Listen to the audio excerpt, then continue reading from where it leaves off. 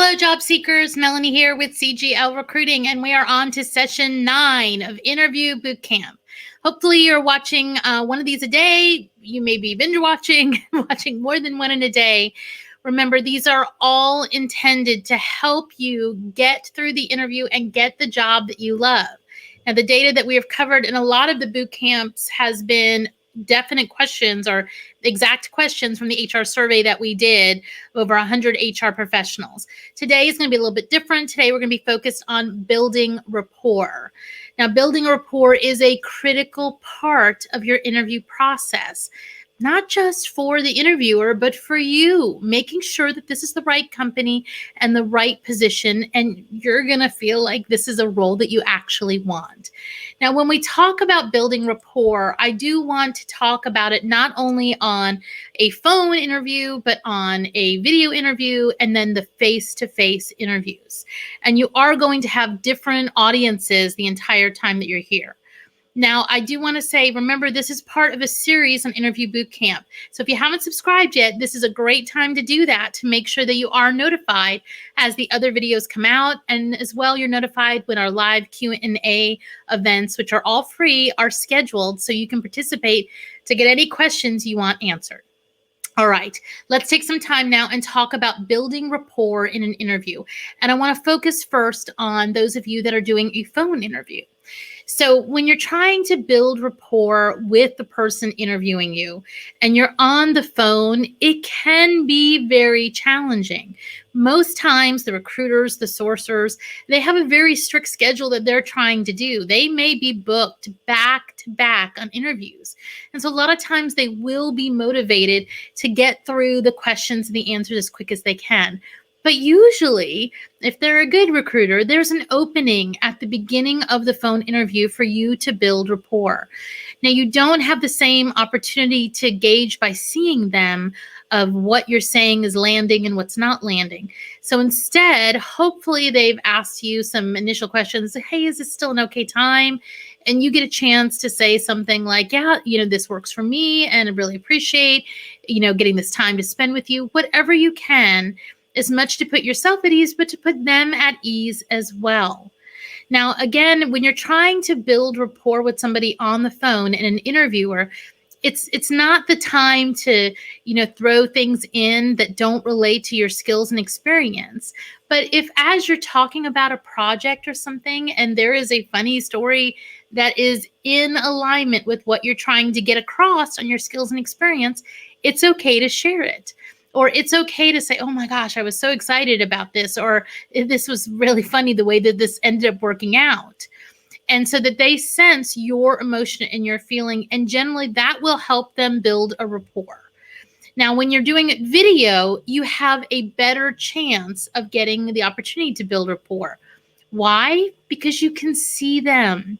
Now, when you see them, you're able to judge the expressions on their face, whether they looked up from what they were writing and paid more attention to you, whether they looked at each other and shook heads if they're on a panel interview, anything that they are doing when they are doing an interview. I know you feel like you want to watch yourself on the video.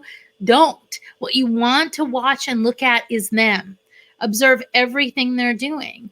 And if they talk about something and you see that something is landing or hitting in your responses that's gotten their attention and interest, that may be an area that you want to dig in a little bit deeper.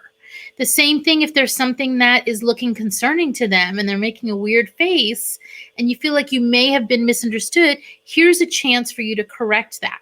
Now, all of those type of things do build rapport.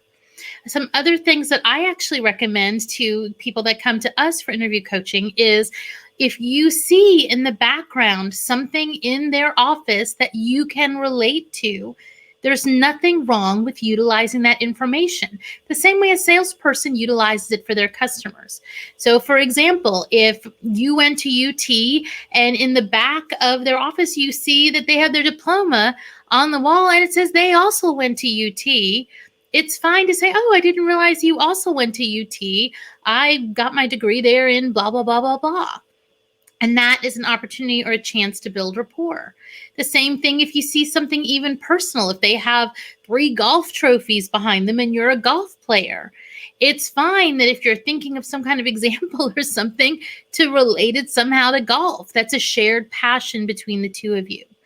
Any way that you can build rapport like that is fine.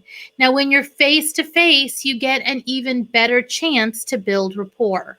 But you can't build rapport if you're not looking at the people interviewing you. And a lot of people have this desire to take notes and do stuff like this as they're doing an interview. And you see this happen on virtual interviews too. Every time that you're doing this, you're breaking the eye to eye rapport. So the more that you can keep that eye contact, the better chance you have of building that rapport. You want them focused on you, not on what you're writing or doing. And this is the same too when you have a panel interview where there's multiple people. You want to try and build rapport with each one. And the best way to do that is always with eye contact. Now, there are other ways to build rapport in an interview that you're doing. And one of those ways is through the questions that you ask them at the very, very end of an interview. When they say, "What questions you have for me?" People like to be known that they're heard. They like to be listened to. They like to know that what they said matters to you. So if you're at the end of the interview and you can ask a question that says, "Well, I heard when you talked about this project, you said that there might be future expansion in this, this, and this. Is there anything else that you can tell me about this as it would relate to this job?" And that is another way to build rapport with that individual, because then they know that you did listen to the information. It also shows a really good, another showing of your skills, of not only the listening skills, but understanding how the flow of the organization and position is going. So as much as you can, try to build that rapport. It will make a difference on your interview. Remember, it's not all these systems that are hiring people. People hire people. And the more you build rapport, the better your chances. All right, job seekers, as always, thanks for watching, and I'll see you next time.